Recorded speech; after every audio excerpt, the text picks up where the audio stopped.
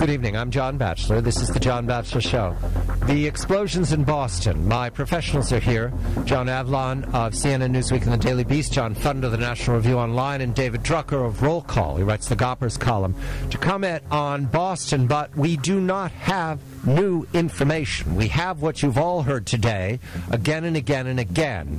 We have casualties, more than 100 being treated in the Boston area hospitals. We have 3 reported dead, but caution here. In war, the first 3 reports are wrong. Therefore, I am extremely reluctant to speak anything definitively. This is an ongoing, active, open investigation. It has the feel that we've been through this before. Those of us who've served on microphones and reporting for these 13 years since 9/11 know to be extremely cautious, to not go anywhere until there's confirm, and then wait 48 hours and confirm again, until it's old news. And then you get to feel comfortable, and then it changes all again within a year as you learn more information. So great caution. We will begin with the 2 events we know happened today. This is a brief clip from a Boston Globe reporter who was on the scene. This is from the Boston Globe website, recording the first and the second blast. You will hear a boom, count 13 seconds, and the second boom, and the running of people around and the screams at the event on Boylston Street. Here.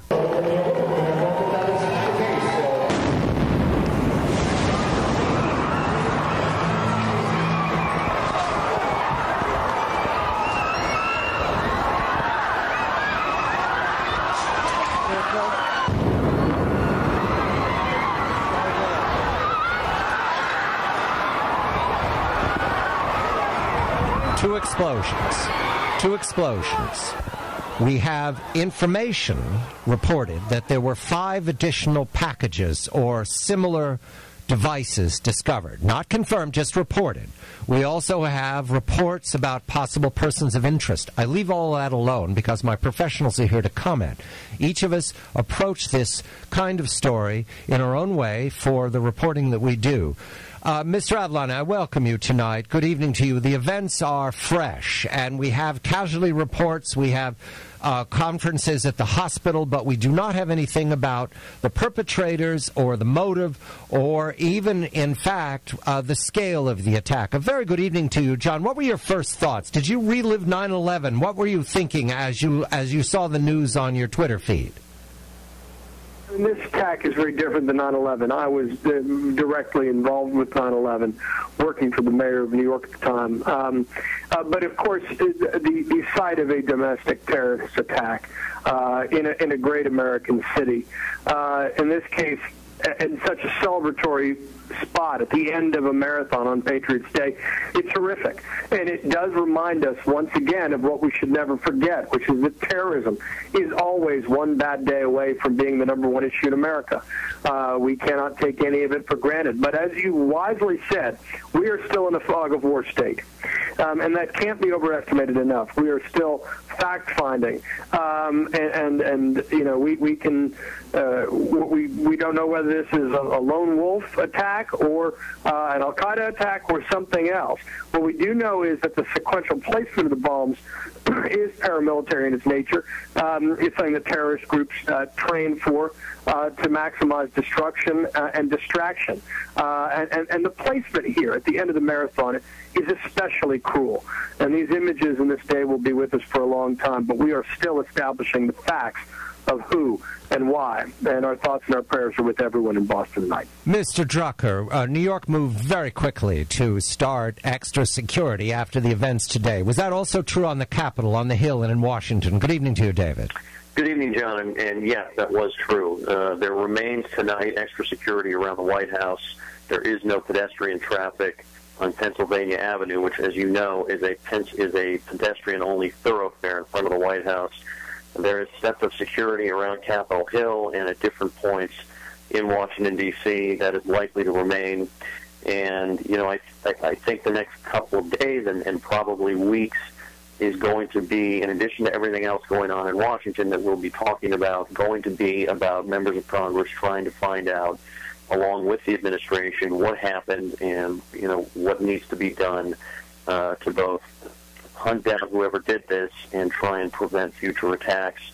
And so in that regard, it reminds me a bit of previous attacks, in that you have members who don't know anything yet, are willing to say they don't know anything, but are going to be working furiously to get answers, much as the White House and the administration is. Mr. Funn, good evening to you. You were traveling today when you first heard the news outside of the New York, Washington area. What were your first thoughts, John? I was at the World Trade Center on 9/11. My thoughts went out to everyone because of the fear and panic such an event, of course, conveys. You don't know if your loved ones are dead or alive. The one solace I would give is, these bombs were planted in trash cans or near buildings at the end of the route outside of the security zone. So I think we've come a long way since 9/11. These bombs were horrific, but they probably killed only a dozen people. And we have secured in large part many of our cities, and God willing, the terrorists, whoever did this, had to go outside the security zone to find a soft target. We're a republic. The business is at hand speaks to the policy of the future. We will set aside the little we know right now about the Boston attack. The procedures are in place. The security apparatus is on full alert right now. The White House is moving that story very carefully. So we'll move to the other significant national stories that ordinarily would be dominating the news tonight.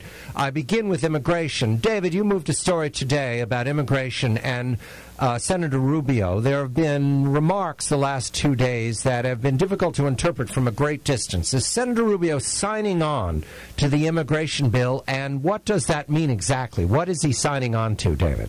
Well, what he's signing on to, and it was very evident by the over a half a dozen Sunday show appearances that he made, is that he is signing on to the Senate's Gang of Eight legislation, which was due to be introduced, unveiled to the public tomorrow, and it's probably going to be pushed to Wednesday. I think that decision's already been made. What it means by his being a part of this bill as it's being unveiled is it has a chance, and that this effort continues to have a good chance of working. It's going to be politically tricky, it's complex, it's sensitive, but Rubio has put his full weight behind it in terms of his reputation with conservatives.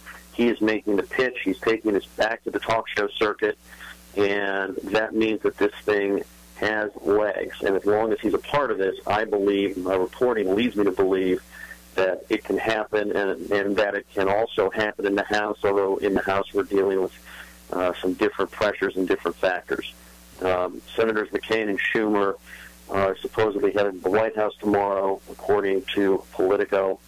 And, I think for now this thing can happen.